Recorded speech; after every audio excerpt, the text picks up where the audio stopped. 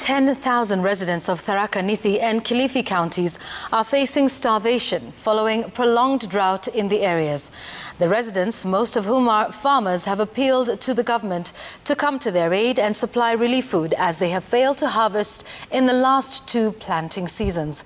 This comes even as Garissa Member of Parliament Aden Duale raised concerns about the use of the 2 billion shillings that was set aside to help those affected by drought.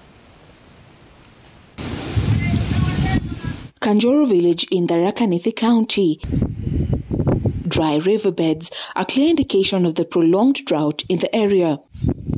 Farmers are planting, but with a little hope of a harvest, as this has been the situation the last 2 planting seasons. Residents of this village are among 6,680 people in the country who are facing starvation.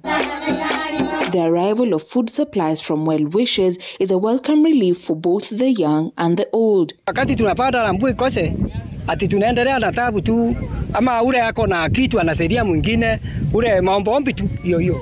Residents say they are yet to receive relief food from government 2 months since the drought was declared a national disaster by the government. Around hii kumekoka kuwa wasi kabisa, hakuna kitu walivuna, ile kitu walivuna kitu kidogo sana.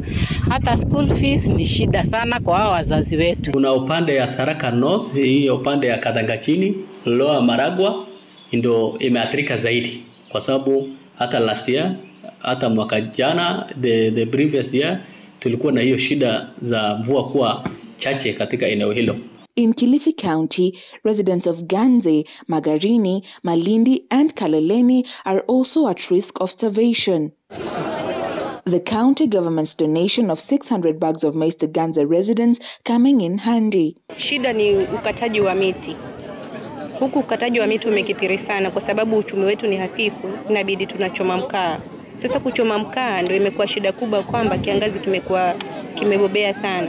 Tumeweka mikakati ya kuna kwamba angalau wakazi wa Ganze na wale wote ambao ni waathiriwa wa ukame huu wamepata bega la kuegemea wakati huu mgumu.